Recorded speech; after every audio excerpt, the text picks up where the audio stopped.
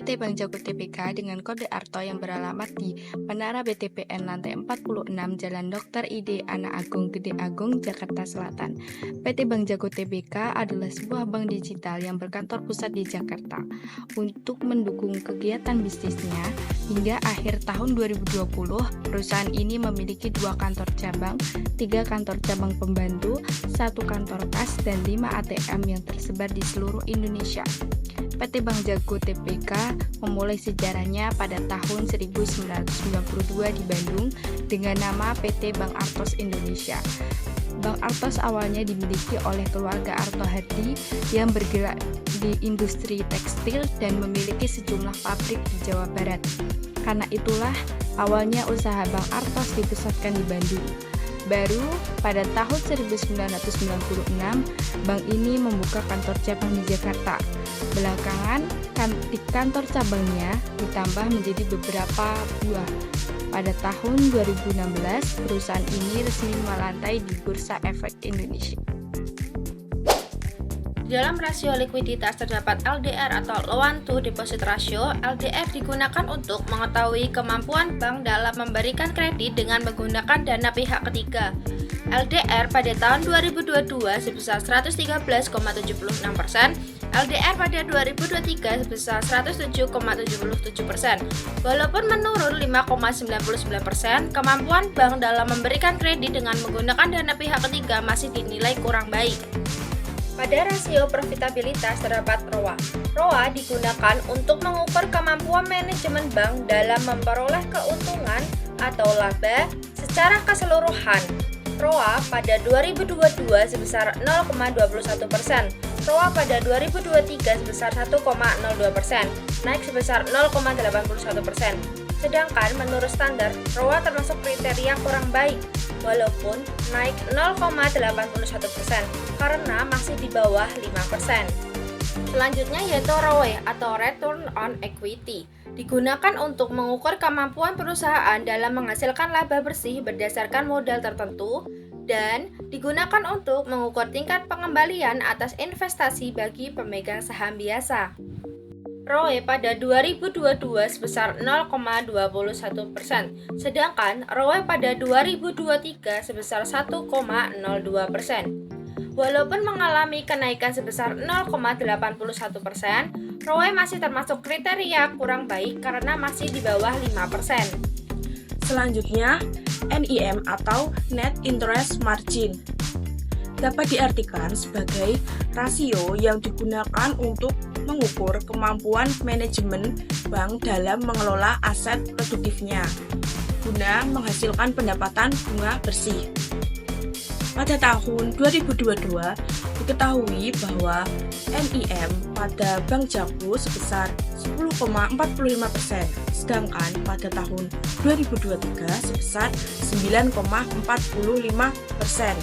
sehingga terjadi penurunan sebesar 1%. Meskipun terdapat penurunan sebesar 1%, Bank Jago sangat baik dalam mengelola aset produktifnya untuk menghasilkan pendapatan bersih. Selanjutnya, BOPO atau biaya operasional terhadap pendapatan operasional dapat diartikan rasio yang digunakan untuk mengukur kemampuan perusahaan dalam mengelola beban operasionalnya. Pada tahun 2022, diketahui bahwa BOPO sebesar 99,19%, sedangkan pada tahun 2023 diketahui sebesar 95,83%, sehingga terdapat penurunan sebesar 3,56%. Meskipun terdapat penurunan sebesar 3,36%, kemampuan perusahaan dalam mengelola beban operasionalnya masih dinilai kurang baik karena melebihi standar BOPO. PT Bank Jago Tbk ini mencatatkan kinerja keuangan yang sangat positif di sepanjang tahun 2023. Hingga pada akhir 2023, jumlah nasabah ini mencapai 10,2 juta nasabah. Ini pertambahannya 3 juta nasabah dibandingkan dengan tahun 2022. Pertumbuhan nasabah ini dikarenakan adanya konsistensi inovasi dan kolaborasi dengan ekosistem digital yang diciptakan oleh PT Bank Jago sendiri. Sepanjang tahun 2023 ini pinjaman kreditnya juga naik sebesar 38%, yakni mencapai dengan 13 triliun daripada di tahun 2022. Kenaikan pinjaman kredit ini menghasilkan pendapatan bunga itu mencapai 1,6 triliun yang merupakan pendapatan bersih dari tahun 2000 sepanjang tahun 2023. Sesuai dengan peraturan OJK, struktur permodalan bank terdiri dari modal inti atau tier 1 dan modal pelengkap atau tier 2. Modal inti atau tier 1 terdiri dari modal disetor, pendapatan komprehensif lainnya yang terdiri dari perubahan nilai wajar aset keuangan dalam kelompok tersedia untuk dijual dan surplus revaluasi aset tetap, cadangan tambahan modal lainnya yang terdiri dari AGIO, cadangan umum, rugi tahun lalu, laba atau rugi tahun berjalan, PPA aset non produktif yang wajib dibentuk, dan komponen pengurang modal yang terdiri dari aset tak berwujud dan pajak tangguhan. Modal pelengkap atau tier 2 terdiri dari cadangan umum PPKA atas aset produktif yang wajib dibentuk sebesar 1,25% dari aset tertimbang menurut resiko. CAR atau rasio kecukupan modal yang merupakan indikator tingkat permodalan kesehatan bank per 31 Desember 2023 mencapai 61,77%. Pada tahun 2023, TAMR Bank sebesar 60,60%, yang jauh lebih tinggi daripada ketentuan minimum. Manajemen piutang pada PT Bank Jago dapat dilihat dari laporan posisi keuangan tahunan.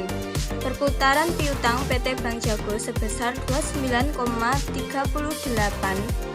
Hal ini menunjukkan bahwa perputaran piutang lebih tinggi dari rata-rata sebesar 15 kali.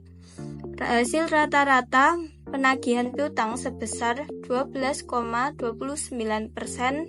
Manajemen piutang pada PT Bank Jago menunjukkan hasil yang kurang baik. Pada laporan arus kas, PT Bank Jago mengalami penurunan dari tahun 2022 sebesar 10,17 triliun menjadi 8,863 triliun di tahun 2023. Dapat dilihat pada komponen modal kerja pada tahun 2022 dan 2023.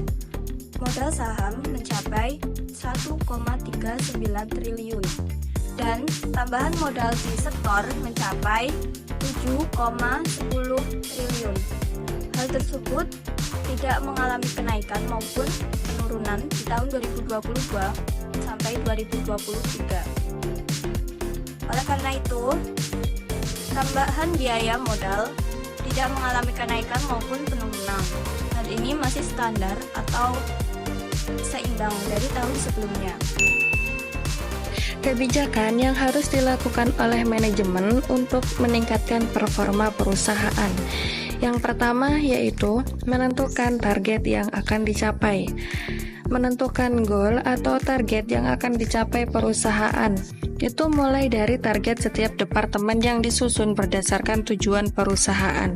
Kemudian yang kedua yaitu ada menyusun rencana performa, yaitu menyusun rencana performa berdasarkan tujuan yang telah ditentukan, seperti dengan memberikan tugas-tugas yang harus dilakukan oleh setiap karyawan untuk mencapai goal yang diinginkan.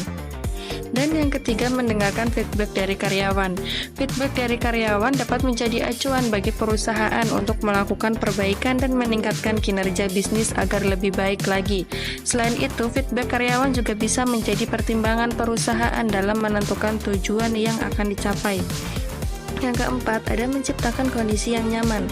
Perusahaan perlu mereview seluruh kebijakan hingga fasilitas kerja, apakah sudah mendukung pekerjaan karyawan, sebab pada dasarnya bila perusahaan mampu memberikan perlakuan dan fasilitas yang nyaman, maka kinerja karyawan akan lebih maksimal dan produktif. Yang kelima, ada penghargaan dan apresiasi. Penghargaan terhadap karyawan merupakan salah satu strategi yang efektif dalam meningkatkan kinerja dalam produktivitas. Dalam hal ini, karyawan bisa mendapatkan reward atas capaian yang didapatkan atau punishment akibat pelanggaran yang dilakukan. Dan yang terakhir yaitu adalah evaluasi.